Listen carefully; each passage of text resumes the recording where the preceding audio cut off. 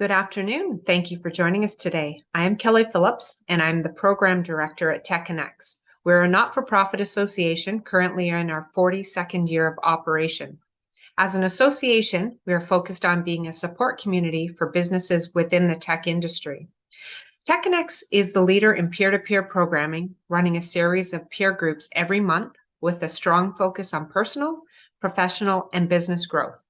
Our programs provide an excellent venue for education, knowledge transfer, and an opportunity to connect with peers and potential clients and partners. Our sessions are where people can connect with other business leaders, share best practices and business insights, learn from others who might have or are experiencing similar challenges, and grow your business. Today is the first in our Future of Tech series, where we will explore the exciting and rapidly evolving landscape of technology and the latest trends, innovations, and predictions shaping the future of technology, jointly hosted with the City of Vaughan. Our upcoming sessions in our series include the Future of DEI, which will be an in-person event on Monday, October 16th, and that's in conjunction with Small Business Week, the Future of Smart Cities on Tuesday, November 7th, and the Future of Mobility and Transportation on Tuesday, December 5th. And those last two will both be online sessions. If you are not a TechConnects member, please feel free to reach out to Ryan Ellis or myself to attend a complimentary peer group. Today's session is all about the future of artificial intelligence and the impact on your business. Artificial intelligence is not a new concept, but many advancements have been made, and the way it is being used within business has been evolving, bringing forth many changes in the business landscape. This technology has had a great impact on many different sectors and is revolutionizing the way businesses operate. From maps and navigation, facial recognition, which we unlock our own phones, autocorrect, chatbots, e-payments, and much more, we ourselves are using AI on a daily basis. Joining us today to share their insights are Arik, Kalininsky, and JP Rosevear. Arik Kalininsky is the founder and CEO of Dalikoo, a Microsoft partner specializing in Microsoft 365, Azure, and AI.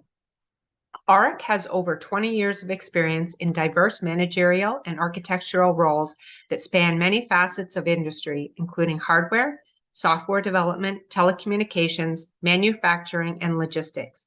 Arik utilizes a forward-thinking approach to implementing innovative technology solutions for addressing business needs while ensuring strict adherence to compliance and regulatory requirements presented by government agencies and various other governing bodies.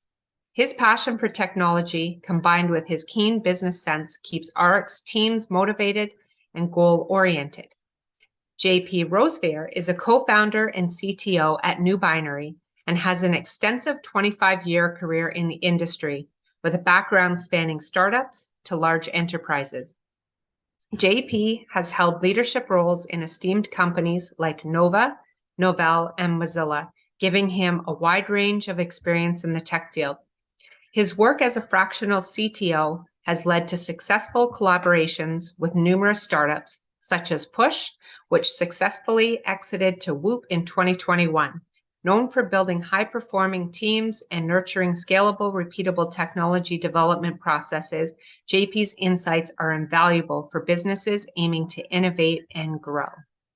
So just so you know how the session will go today, please feel free as we go along to put questions in the chat, or even raise your hand if you want to ask a question, because it will be interactive. We have a few questions that we will start with, but this is about sharing and having the ability for you to ask our speakers some questions and get their insights as well. So my first question, and we'll start with you, Arik, and then I'll get JP to answer. Why is it important for your business to start thinking about implementing artificial intelligence? And how do you go about practically implementing it? So first of all, hi everyone, and thanks for joining. Pleasure to be here and with JP and Kelly and Bertha and speaking to everyone. Why is it important for the businesses for any business to start thinking about AI and potentially implementing AI? The answer is very simple, and I'm going to be blunt, to stay competitive. Because if you don't, then your business is not going to be relevant in a year or two or three. Ultimately, other businesses that are in your vector or in your vertical and in your industry and so forth, that will start talking to partners and apply different types of AI to their operations, to their customer facing interfaces, to their accounting, to their risk management and so forth. Once they start applying these tools, they're going to become faster, they're going to become smarter, they're going to become a lot more agile. And if you don't, you won't. So it's really important that you start looking at this for your respective businesses as soon as possible. The way to do it is when you think about it, it's really kind of simple. Yeah. So on the one hand, we're getting hammered by a ton of information about AI. It's becoming a bit of a cliche now, right? Like you can't open LinkedIn without seeing an AI post. You can't open social media and not even talking about Hollywood and the movies about AI since 1965 or whatever, right? AI is everywhere and it's becoming a lot more everywhere right now. So the question is, how do you go in between and figure out the good stuff? And the way to do it, I think, is to find a good partner. And I'm not just talking about us and so forth. I'm talking about starting to work with the giants, with the Microsofts, with the Amazons, with the Googles and so forth. There's a lot of good tools out there. There's a lot of good how-tos and scenarios and white papers and implementation guides. And the first thing to do is really to start assigning cycles to it, resources to it, tackle it and say, we want to be serious about it. We're going to add it to our budget. We're going to start looking at it at a very serious, at a very, like give it a very serious look and make it part of the company objectives. Okay, thank you. I like how you said it's really simple. It panics me a little bit, but and I know some people that seems pretty straightforward. And when I read at the beginning that we actually are using a lot of these things and don't realize it, so maybe there is a little more simplicity to it. JP, what are your perspectives on why you think it's important to start implementing and how do you go about practically doing it? Yeah, I think there's a couple things. So first, I think it's important to understand it in historical context a little bit. Every somewhere between 8 to 15 years, we get a little bit of a paradigm shift in computing. You can think about probably the last major two. One is mobile computing, or the rise of mobile phones, and that changes how users interact with computers, and also, to a certain extent, how businesses run. Cloud computing is another example of that, like outsourcing your pieces into cloud computing. If we go back even farther, we can look at things like the internet, right? Which changed both how users interacted with computers and also how businesses operated.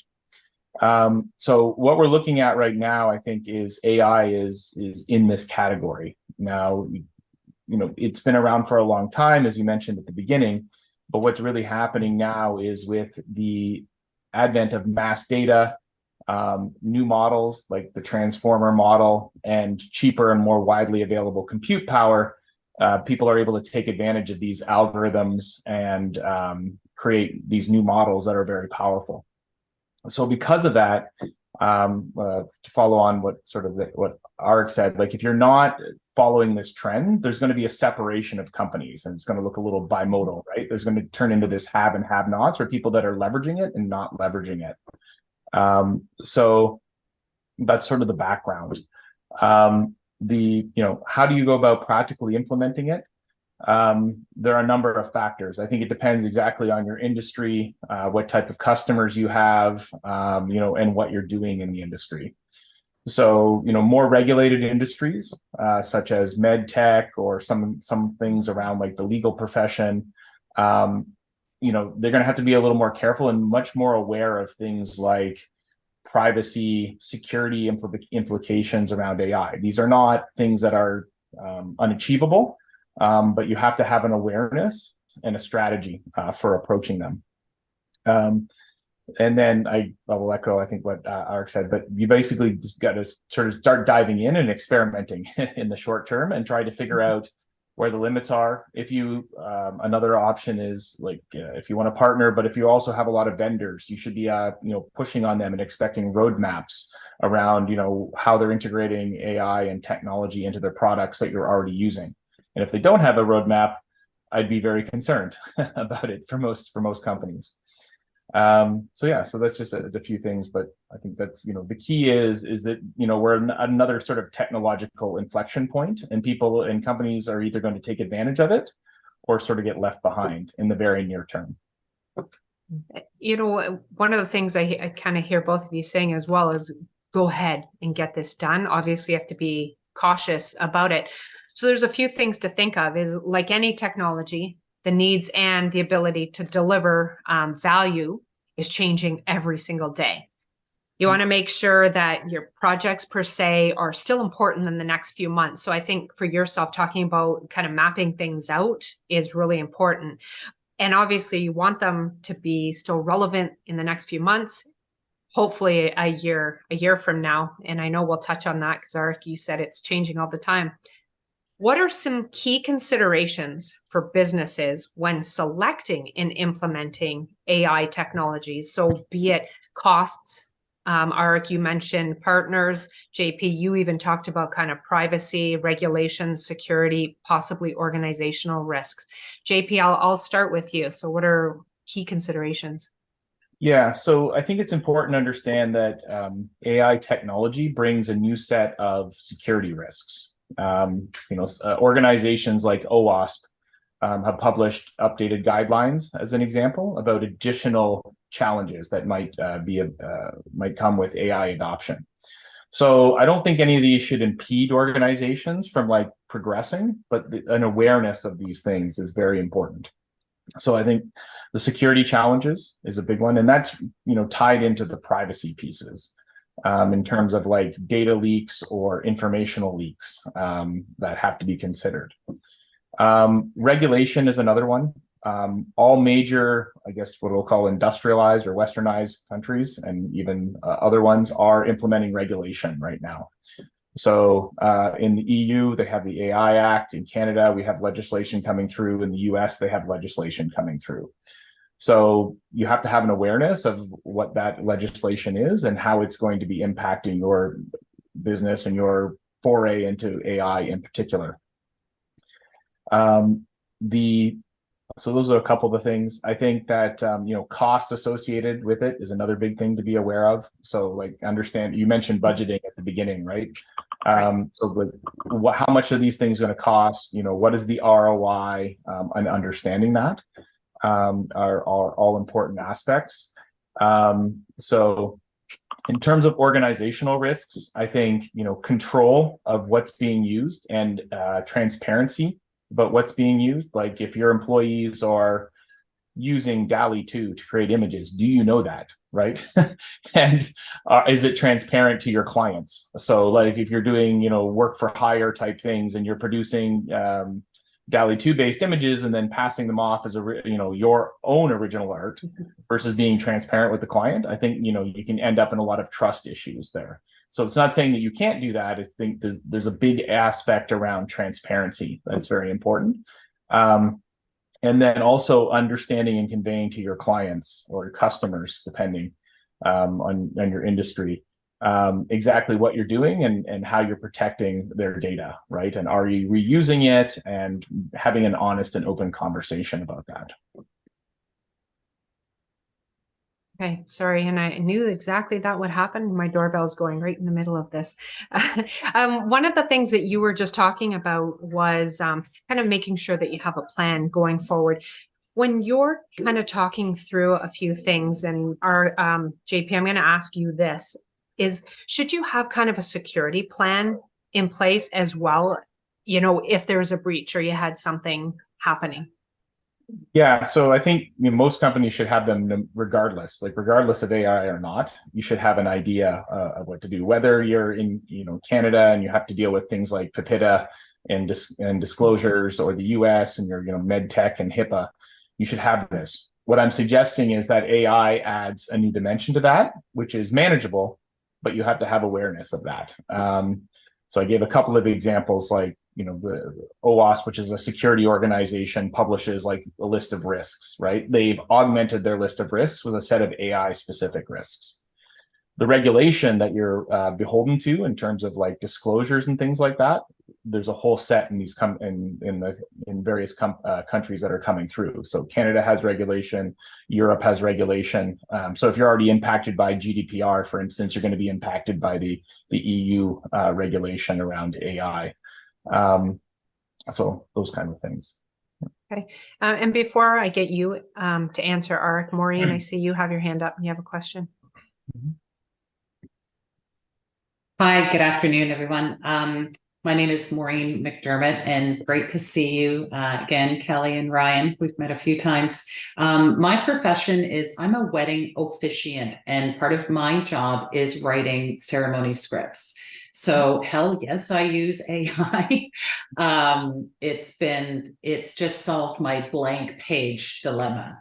I find it's getting there. The more I tell it, the more it's getting sort of used to me. And I've actually developed a bit of a relationship with it, because I'm always saying, thank you, or that was great. Can we do this? And then it's giving me feedback going, wow, it looks like you're a real professional and concerned. So that's a side note. I think I'm in a relationship with AI now. My question is with legal reasons and stuff, because I do advertise myself as creating custom ceremonies, and I still feel that I'm affected by that stigma of AI, that there's a cheating component to it when it comes to curating ceremonies and creating them. So can anybody give me any advice on how to handle that with customers? And let me just add, clients, nobody has asked me yet, and I haven't disclosed yet. JP or Arik, do either of you want to answer that? I guess I can tackle it, or JP, you can go ahead. No, go ahead, Arik. That's fine. Yeah. So I think it's a good question. It's a good scenario. I think the verdict is out. Ultimately, all the laws and regulations around plagiarism, around being original and so forth, they're being built right now. I think you can get away with anything right now. The question is, what are you going to do in 2024, 2025, right? And I think the answer to that is, just stay close to the regulatory news that are popping out of Ottawa, Washington, and Europe and so forth, because then you start, I guess maybe assigning various roles to your newfound profession, if I will, right? Because it's changing. It's not like it was before. Before, it was Maureen wrote the speech entirely by herself, maybe copying a couple of things from here and there, maybe being inspired by this and that. Now it's going to be Maureen has a bunch of points and something else writes the speech, right? And I think it's not just wedding speeches, it's also copyright, it's also marketing materials and so forth, right? I see them all as one thing, original versus assisted, right? And whatever the verdict would be for marketing, copyright, for newspaper articles, for movie scripts, for all that other stuff, I think that once we start finding our guidance when it comes to those, that's going to be exactly what you want to apply to your business as well. Okay.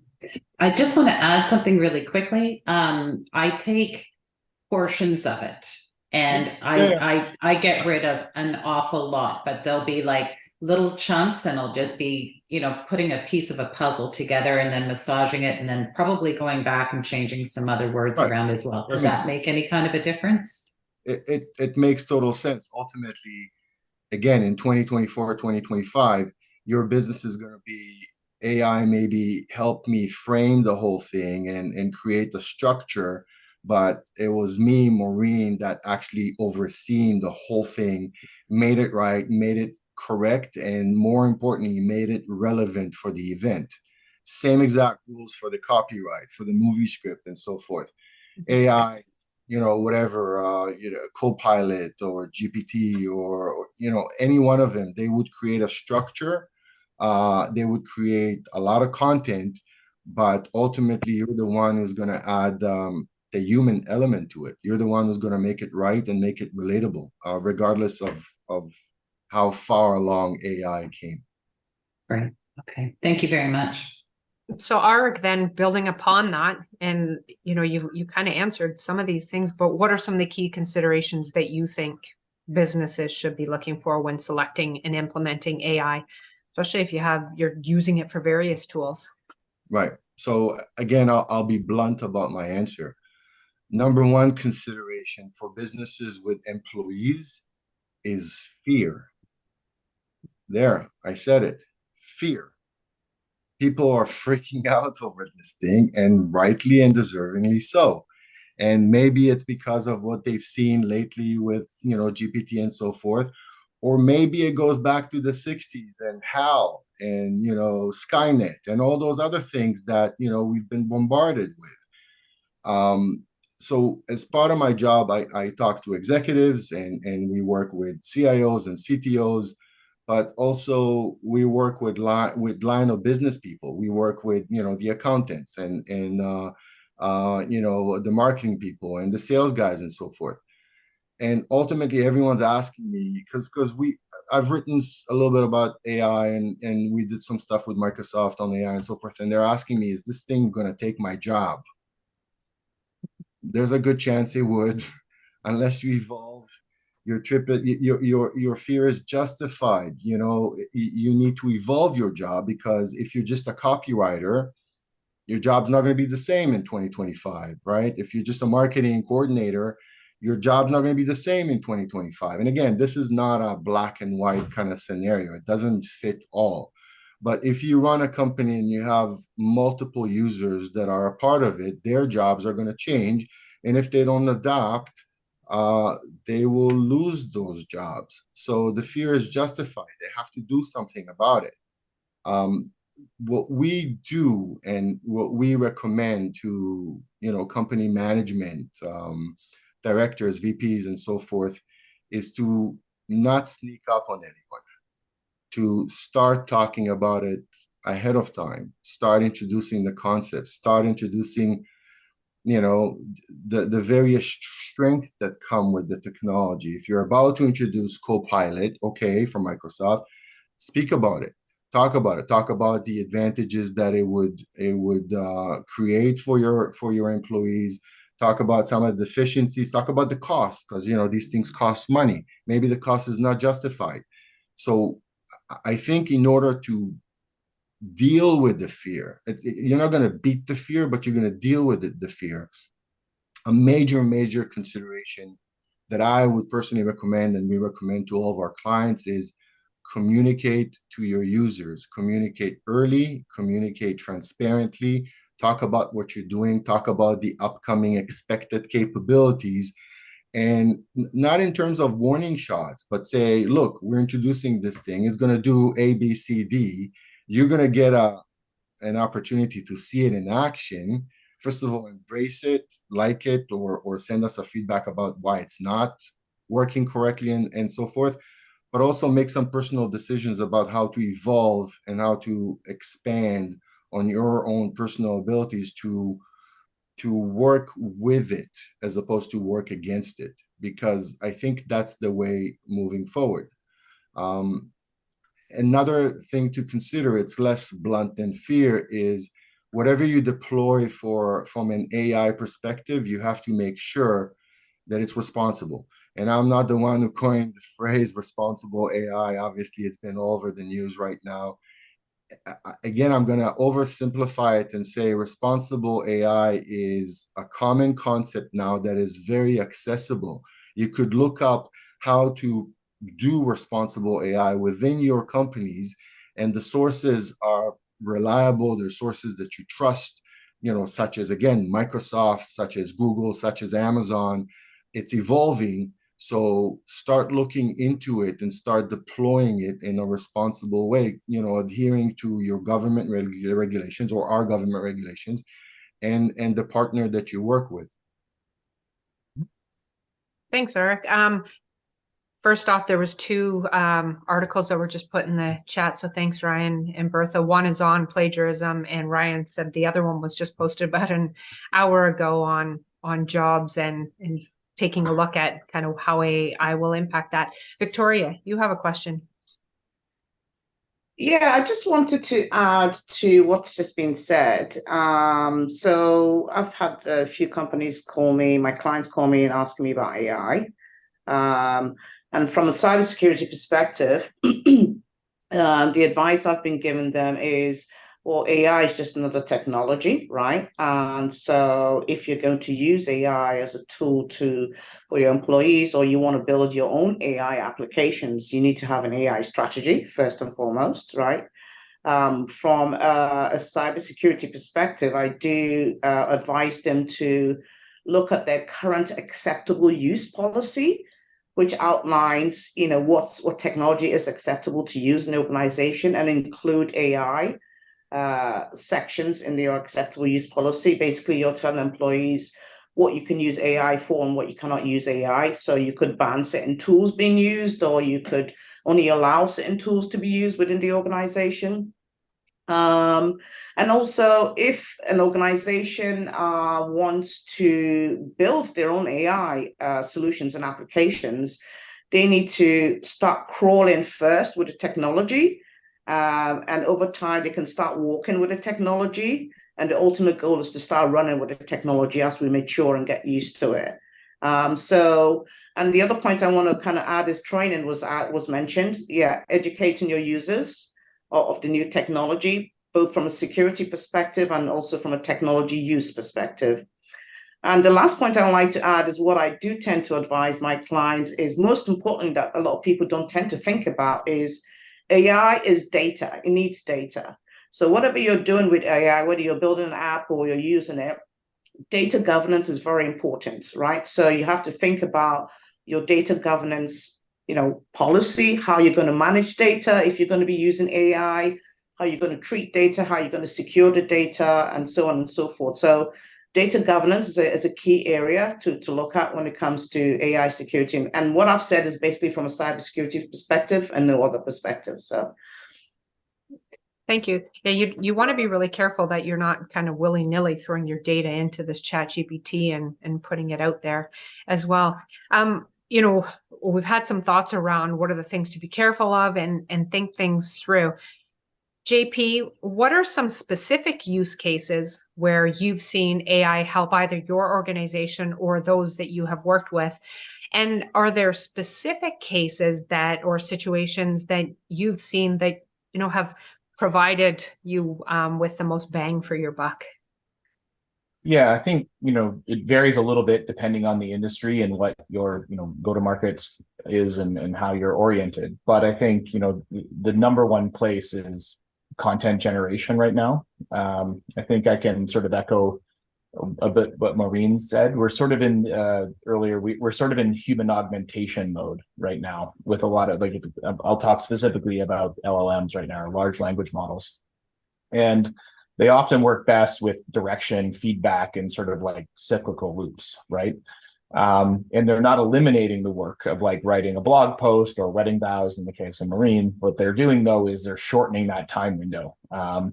And, frankly, what they're also doing is they're eliminating the need in some cases for more junior people to do a lot of the rote, or what I'd call the tedious work in those models, right? So if I know like the 3 or 4 main bullet points or speaking points that I want to do in a blog post, and the tone that I want, then away I go, either with ChatGPT or something like the content assistant in HubSpot for our marketing material or things like that, right? So I think that is a big area, in particular is marketing and content generation. We do software development. And so Copilot, and well, unfortunately, Microsoft has named more than one of their products Copilot. So I'll talk about GitHub's Copilot, which is for software development. The that piece, enabling, again, it's an assistant, but it's an assistant that is productivity booster.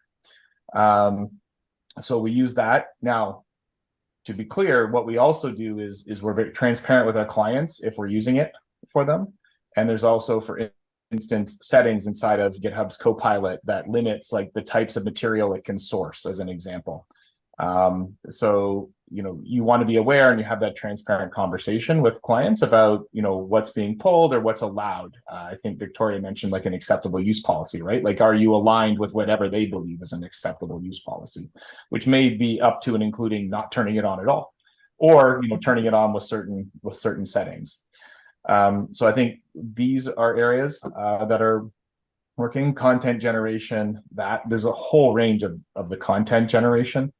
That's, it's vast. I think Arik was mentioning, for example, the TV strike, right? I mean, the strike, actually, the writer strike is about this. This is like rights and regenerating code and usefulness for that. So those are a couple areas, but there's a lot of hype around like the LLM stuff right now with the large language models, but there's more what we call narrow models as well, or other use cases where that are faster to build than they ever used to be, for example. So there's, you can go down those paths as well. The other things that are becoming sort of, I think, cheaper and more noticeable are just straight up things like translations, stuff like that, right? So translations, summarization, different languages, all those kind of things. Hello. Jeff, hi. All right. Okay. Yeah. So I guess I'll end there. I've put them back on mute there. Okay. Arik, are there, do you have some use cases that you've seen that have helped, or what are some of the suggestions that are offering kind of the biggest bang for your buck? Well, I have use cases. I'm not sure about helped, but I do have use cases. So starting with, I think it was late 2021, and JP touched on that. We were one of the first to use Copilot for GitHub. At first, 2021, early 2022, this was before GPT became a thing, right? We use it as almost like a gag. Some of our developers basically said, "Look, this thing is writing code," and we said, "Can you trust it?" And it took us a few months to figure it out, and we realized that it's becoming better. At the beginning, it wasn't that great, but by middle of 2022, again, before GPT made its big breakthrough, we started seeing reliable, pieces of code, reliable objects being written and so forth. So again, like JP said, when we dealt with code for customers, we were transparent about it. And when we dealt for code for our lab, because we're trying to be forefront for the Microsoft stuff and whatnot, so we have a lab going with a lot of things, we didn't have to be transparent with customers, but we took it with a grain of salt, right? Like, is it going to really write the code correctly? And we amped up our QA on top of it and the unit testing and so forth. So ultimately that work. And by the way, the conversation about having AI write part of the code with customers in early 2022 was not like, "Oh, really? That's pretty cool." It was like, "Seriously? What are you talking about? That doesn't exist. You're making it up," right? Because nobody believed us. And how are you gonna? So we're talking to a sales team at a customer, and how do you tell them that we built a piece of CRM for them, and it's really AI that did some of that work? It's not a conversation you could have had back in 2022. It was a very foreign concept. I bet you, now you come in and you talk to any line of businesses about, AI did this, AI did that. You look like a hero because all of a sudden, you're master of industry. But back in 2022, we were the weirdos, right? So it was a tough conversation to have back then. But ultimately, we used it. It didn't cut any developer resources and whatnot for the simple reason of we used it, but we had to amplify our QA, our quality assurance. We had to amplify our unit testing and so forth, just to sort of, keep a close eye on it, right? It was, what is this going to do, right? So ultimately, whatever we saved in development, we gained in QA and testing and whatnot. Then and that was our exposure to AI for almost a year, actually more than a year before it made a breakthrough. And then everyone started talking about it. I think it was late 2022 or whatnot. And we started running, like everyone, like JP mentioned, we started running content by this thing, right? It's like, we have marketing people, and I told them, yeah, use it and let's see what it comes up with and put it back on Teams. We use Teams as our channel for everything, right? And let's see what it does. And you know what? It did a pretty good job. So we started, a lot of our content is GPT driven, right?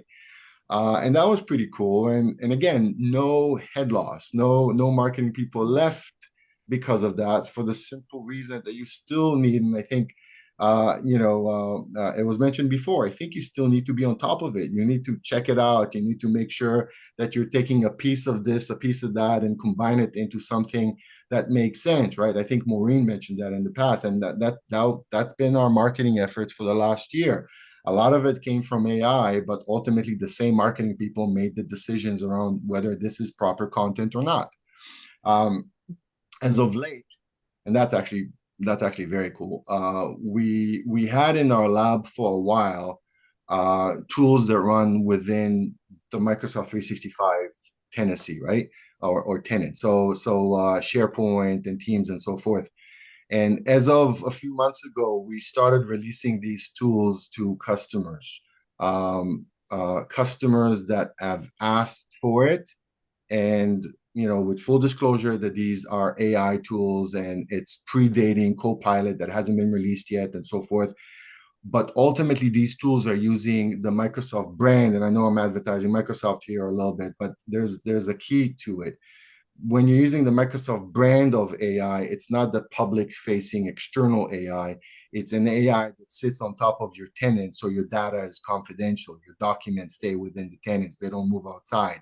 Your contacts, your calendar, all that other stuff stays inside. So if you already trust Microsoft with your tools, then you just continue. It's an extension of that. And the tool we built is simple but powerful.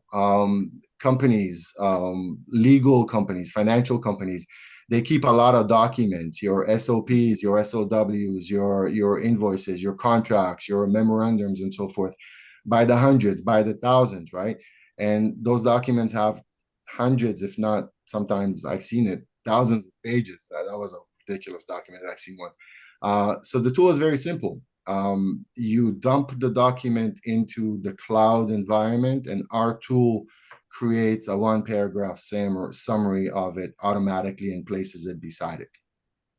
Okay, so that's pretty cool. Microsoft is going to address it in a few months with their Copilot, which is going to do stuff like that as well at a cost. But we're seeing a lot of very impressed customers with this particular simple things. And the target would be, there's a lot of ways to slice and dice it. Maybe you need the whole Microsoft package, which is great. And obviously, we have to say it because, we're a partner and so forth. But maybe you don't need the whole thing. Maybe you just need a document summarizer or a conversation summarizer and so forth. And Microsoft and the other giants, the Amazons and the Googles of the world, they're okay with you using just a part of it to make your specific, to address your specific needs. And these are things that we're seeing out in the open right now. And again, think about it. It's mind-blowing, right? And it's not science fiction anymore. So we're seeing a lot of impact. That's the short answer to my long your short answer to the long question there. Yeah. I'm going to ask one more question, and then I'm going to Maureen put something in the chat, and I'll come to Victoria here. And obviously, Arik, I know I have to change the years here, because you even just said in 2022 you were doing stuff, which is, it's a year, that was only a year away. So I was going to ask you, JP also mentioned GitHub Copilot. So right. yeah, for sure. But what I was going to ask is what role do you envision AI playing over the next 5 years? And I know you said it's a shorter time span that we should be looking at. So JP, I'm going to ask you, over the next 5 years, or what do you even think? Maybe a year, you can shorten it up. What are you envisioning? Yeah, so I think that there's a few things that are happening right now. So I mentioned that human augmentation is sort of what's happening right now, and I think Arik sort of referred to that as well, right? So it's not running independently. It works best in sort of like a feedback loop, summarization, these kinds of ideas. And it's also passive in the sense that, you know, it doesn't take actions from you. But one of the beliefs or the term that's being used now is you're actually entering this phase of what's called intent-based UI. So previously, you know, when you would, not previously, currently, when you interact with software, you're basically issuing a set of commands like bold this text, right? Make this italics, you know, cut and paste over here. But intent-based UIs, you know, you will just tell it the outcome that you want, or you're essentially setting the goal, and then it figures out what to do underneath. You can see the very beginnings of this in a couple ways. So there's something called, ChatGPT has something called plugins, right? And those plugins right now will provide augmented information or actions. And a lot of them right now aren't what I would call destructive or based actions. So they're not, you know, taking action on your behalf, but, you know, we're a half step away from that right now. Where they're going to start taking actions on your behalf. Like, so for instance, right now, you can do plugins for things like Travelocity or Expedia, right? And it's giving you suggestions about which hotels might be available. But we're just, you know, the next step is it's going to have your credit card and it's going to start booking those things. You know, you can look at tools like AutoGPT and things like that. So, so that is definitely going to happen. And then the step after that is more about autonomy. Agents. What's very hard to judge right now is the pace of these and also the limits that legislation will place on this.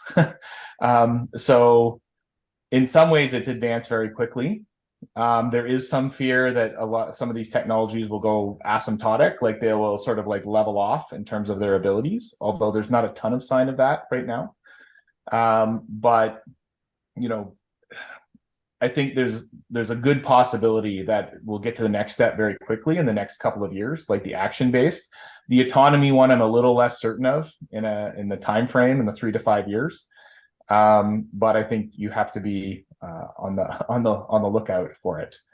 But that action-based piece, there's another piece called functions that ChatGPT has, where it can access your own data. So the plugins are basically what other companies make, and then they plug it in as augmentation services.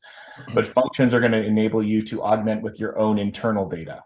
So I think it was Victoria that mentioned, like, you know, data governance strategy and figuring that out. But, you know, augmenting with more specifics of your business, that is definitely coming.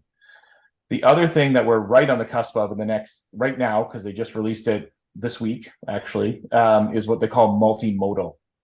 So a lot of interactions you have with things like, even like the preview of Microsoft's Copilot or of ChatGPT, it's just textual, right? Or you go to like another generative AI technology like Dalikoo, and that's just images.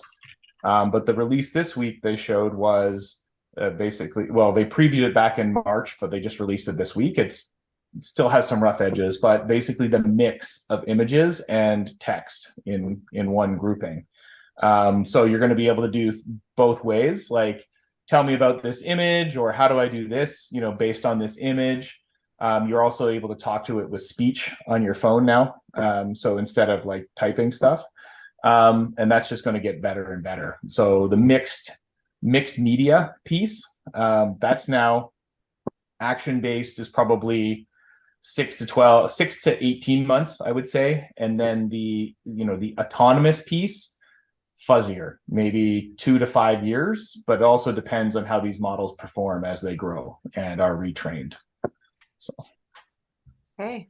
Arik, yourself, what role do you envision AI playing over the next 5 years, couple of months? How do you see it?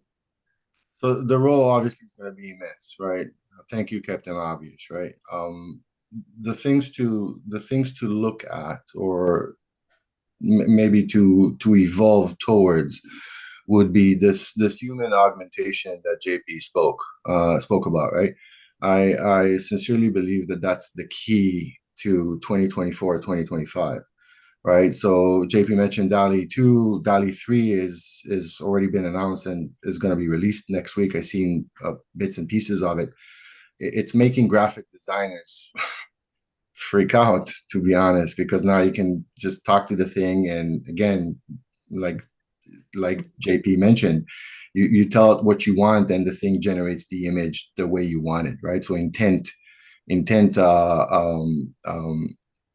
basically intent here, or intent prompting. And ultimately, this is what I want to maybe run by everyone here for the next year or two. What I think is going to be extremely important, and something maybe to pick up, is prompt engineering. And it's just the ability to coexist with this thing. Now, this is not just my own, prediction and whatnot. As a matter of fact, if you look at the giants, they're starting to create AI labs that are going to be available soon, already some available. And the intent of those AI labs is to make us human better at prompting, improve our prompting ability, share our prompting ability. And it's a thing. Again, Microsoft, I think, is releasing their AI lab soon. It's called Copilot Lab or whatever. You can look it up. I'm not making it up. The idea is very simple. Work with prompts that are intent-based and learn to speak to this thing better. And when you find something that works, share it with the rest of the company so everyone else becomes better. So I think prompt engineering, or prompts with with intent as your guideline, I think that's going to be key for the next year or two. 5 years ahead, who knows, with the legislation and regulation and so forth, who knows what's going to happen. It could go either way. Either the world's going to, I don't know, shut it down, the whole thing's just going to become black hat, where AI is going to be this hacker paradigm or whatnot, or not. We don't know, or at least I don't know what's going to happen in 5 years. I do have an understanding maybe, or a prediction for what's going to happen after 5 years, if the legislation is going to allow it. I think that in maybe 5, 6, 7 years or so forth, we're going to be introduced to the concept of functional quantum computing. We have quantum computing right now. It's functional, but it doesn't do daily operational jobs, right? It's not faster than a regular computer yet. But in 7 years or so, I think the odds are for this quantum computing to become functional and faster than current computing. And that change is not going to be linear. It's going to be exponential. So the second this happens and quantum becomes a reality, and again, 7 years from now, which is eternity in IT, in technology, right? 7 years from now, if and when quantum becomes a reality and you marry it with AI, your access to LLM becomes now exponential faster. The thing just doesn't work with one LLM or large language model. It works with multiple LLMs across everywhere. It starts making up its own LLMs because speed is no longer a boundary for it, right? I'm thinking that if we all stick around for 7 years, I mean, science fiction is going to become an actual reality. We're not very far away from it. Thank you. I want to ask, and I'm going to ask this to JP. This is Maureen's question, and then I'll go Victoria and Lori here. So Maureen had asked, JP, you had talked about kind of an AI roadmap.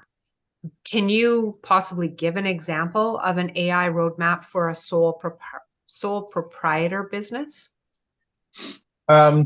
I can talk a little bit about what I think the elements are. I mean, it's a little more specific to your particular business. So, Maureen, the thing that struck me as, you were talking and, your use of AI and things is first to understand not just how you can leverage it as a business, but also the threat to your business, right? In terms of like a SWOT analysis or something, because if you can do it now, it's going to be done very cheaply and automated more and more by third-party services or these GPT. So I think the first thing to understand is either A, how you could leverage those, and B, what is the unique piece that you're going to bring in from a value standpoint, right? Which I think is probably how you're going to use your human touch, and your probably your warm approach as an officiant, right? With those people, because pretty soon what's going to happen is anybody you have coming to you is going to be able to generate 15 different wedding vows, right? And they're going to type in about the kind of mode they want to say and all of that, or they want warmth or they want funny or whatever, and it's going to do it all for them, right? So I think that's number one, is like understanding that. So what the threats to your business are, how you can leverage in the short term, and B, what the longer term threats are. So then after that, I think probably it might not apply as much in your industry, but you should understand the general regulations that are going through and also any industry specific ones. I guarantee that there's going to be regulatory capture around things like the legal profession and accounting. Those types of professions are going to throw up all kinds of barriers and restrictions about what can be done and what can and can't be done. So understand the current usage, understand the threats, understand what regulatory impact things may have on you. So those are the first steps. And then second, then you're going to map into, what you see out there as the tooling and what you're going to do. Now, there's also, along with the threats to your business, there's also opportunities, because you as a sole proprietor are going to be able to produce more content, marketing materials, sales information, all of those things than you can now.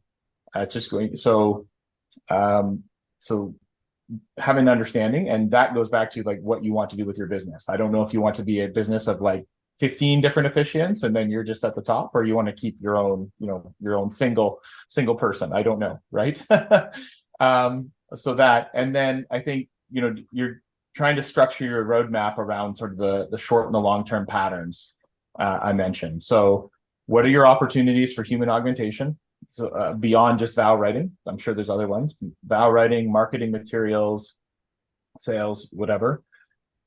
I don't know if in your, so I'm doing generically sole proprietorship, but then we can try and tie it back to yours. But then what happens with the more intent action oriented pieces? Are you going to be able to get things to do I don't know if you're dealing with probably not wedding licenses or anything, but maybe you want to help people with that or speed that up, and things where it's, auto submitting the wedding license application. So you're making it less and less painful for your clients. And then on the autonomy side, not so sure. If you're not in the booking venues or anything, maybe that's not it. But what is it going to look like, or where do you need to be on the autonomy side in 2 to 3 years from now in terms of the AI acting on behalf of yourself or your clients? So hopefully that wasn't too vague, but sort of the steps, right? What are the threats? How can you use it now in each of the steps? What are the regulatory pieces that are going to impact you?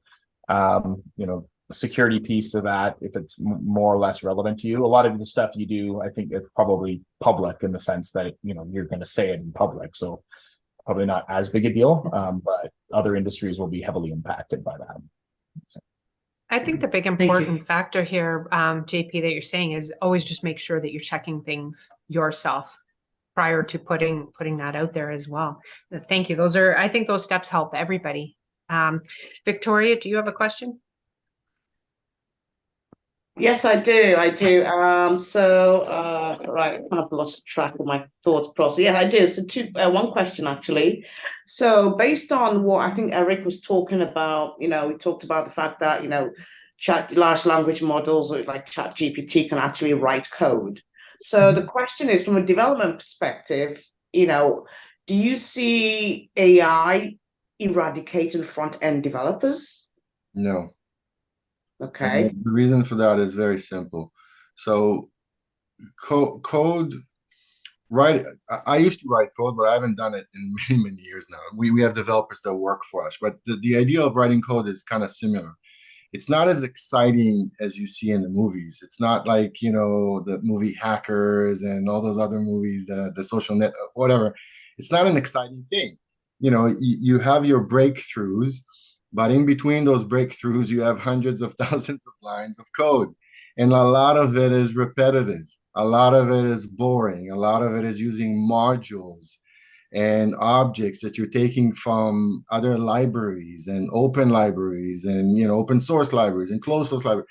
A lot of that stuff is boring. I think that to be a developer nowadays, you need to stomach the boring stuff and be okay with it. But at the same time, to be a good developer, you need to be this innovator. You need to be this person that understands how to take bits and pieces of boring lines of code and make something useful with it.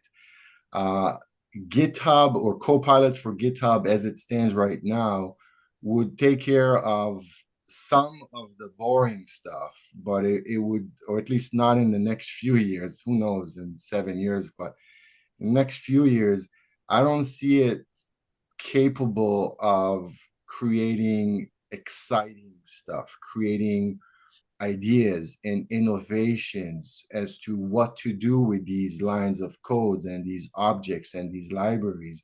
It would basically take a library and give you something out of it, but it's going to be narrated by a lot of the stuff that has been done before. It's not going to be revolutionary. It's not going to be innovative. This is where you need the coders still, the good ones, right? And again, if you're a coder that just cuts and pastes and, you know, does a couple of unit tests here and there and you're done with your work, you're on notice. I mean, you're going to have to evolve just like everyone else. You have to become a proper coder, a proper developer, and that's happening to all of us. But Thank it you. sounds like you still need that human element for Absolutely. so many things that you Absolutely. need. Yeah. Victoria, did you have a second part to your question? No, that was it. No, it's great question, great answer. Appreciate it. Thank you very much. Okay, Yeah, thanks. if I could just add a couple things to that. Certainly, So I think yeah. that I agree with Arik to a large degree, but I think there's some subtleties in it. So what I think you're going to see, so for instance, Vercel launched something called V0 late last week or early this week. There's other tools that are going Figma which is a design tool, into front end stuff. The challenge with those is I think they will do a very good job up front, and they may be useful in certain use cases, but the maintainability of what they output could be a challenge. Like, at least in the near term, they might create a lot of just like too complex, unmaintainable code that doesn't fit very well within the rest of your system. That being said, in terms of rapid prototyping, you know, demoing things, proof of concepts, they could be a real win on that, as long as you recognize that this may not be the house of cards you want to build your long-term future on. So you might want to iterate fast, get to what you like, and then use the other tools to get there. I think that's where we'll end up. And I agree with that. Figma is great, but I wouldn't Figma is great to create an idea and design it and so forth. Even though you can add all kinds of tools to it to start, you know, laying out basic code, I wouldn't create a product around it. I would still put a bunch of humans to make sure that, you know, the code is evolutionary, is you could continue. I think you mentioned that, continue to maintain it, right?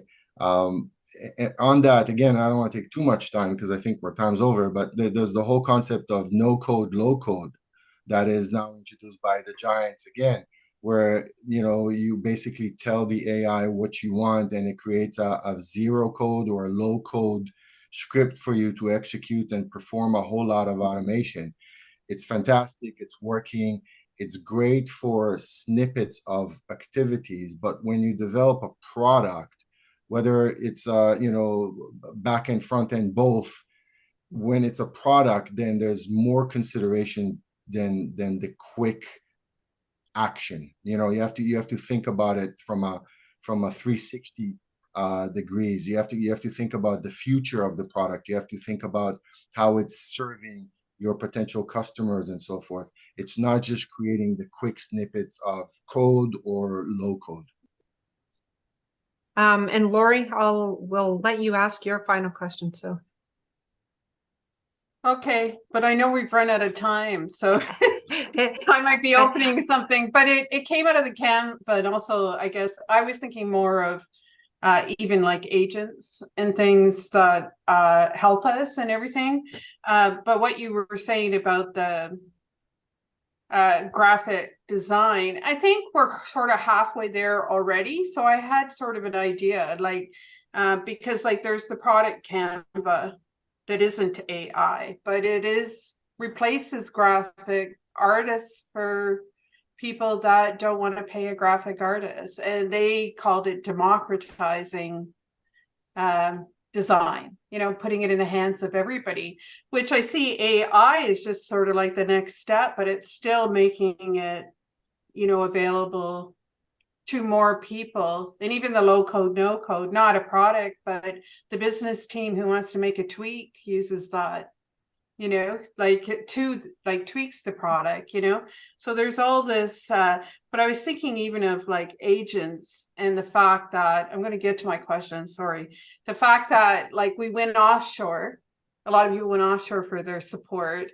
and there's companies in the States that brag that they have a US based help desk. Well, we get to the point that we brag that we have a person help desk, because we, instead of an agent in AI, like, is there maybe room for a better paying for the quality of not AI until AI catches up to quality?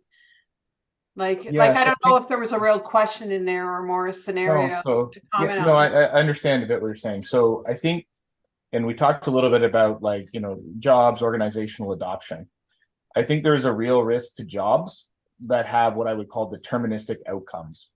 So when I call a call center for someone like Rogers, right, they're already on a set script with a set of defined potential outcomes, right?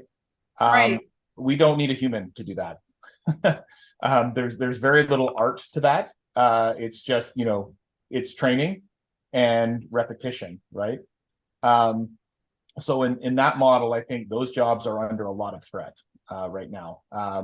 There's already call center software already does things like interrupt driven for end user tone, things like that, where it's monitoring live recordings and either causes managers to be injected into the call or gives prompts to the agent. So that piece is going away. I would argue there that I don't think it's that far to get to quality there, because it's a deterministic outcome from a business perspective, right? All they're trying to do is keep you as a client as long as it makes sense financially for them to keep you as a client. It's a very, very well-defined outcome. So I think we got to be careful. And then there's a whole set of things where I think the quality is just good enough, right? And the bar is good enough that we're producing. Now, I think there's some exceptional pieces that, aren't going to be replaced by humans in the near term because people want the human touch to it, but there's a whole lot of stuff that is not in that category. So. Yeah, I guess my comment isn't our customers going to drive that then? Because often that help desk person with the script is not helpful. So we do maybe want them replaced. I think there's a whole range too where relying on individuals instead of the collective conscious is also a problem. So if we think about family doctors and medical diagnosis, relying on a family doctor to read umpteen medical papers a year and keep up with knowledge versus letting a family doctor coexist with a patient and having access to a wide variety of all the medical information actually benefits everybody, right? Benefits the patient, makes the doctor better, health outcome is typically better as well. So yes, it will be generated. And I think there will be some like uncanny valley stuff where people are just weirded out by talking to a computer with a generated voice at the beginning. I also think we'll get used to it though, pretty quickly, as long as it helps us in the end, or that, we get a good outcome. Yeah. So thanks. Thank you. And on that, and Maureen, I was thinking the same thing. This is probably a day-long challenge, and there's a lot of questions and a lot of things to learn about. I think there's so much there in AI. So I'd really like to take the time to thank everybody for joining us today. Thank you, Arik and JP for access. Thank you, Arik and JP, for sharing your insights, and for everybody else sharing yours. If you're not a TechConnects member and would like to become one, you can reach out to Ryan or myself. We would love to have you come out to a peer group and share your knowledge as well. We look forward to seeing you at some of the other Tomorrow morning. Yeah, tomorrow morning, Ryan will be leading one as well. And share your knowledge or learn about other things in the future of tech. We have a lot going on in our calendar. Thank you to NuBinary has a bunch of different webinars that are coming up as well. I will share that, and I did get asked about the recording. We will put something together. Just give us a couple of days, and we'll share a couple of blogs and the link to the recording again for you to go over things. So everybody have a fantastic day. Thanks again for joining us, and we look forward to seeing you in the future. Take care. Thanks, everyone. Thank you. Thank you. Bye-bye. Thank you.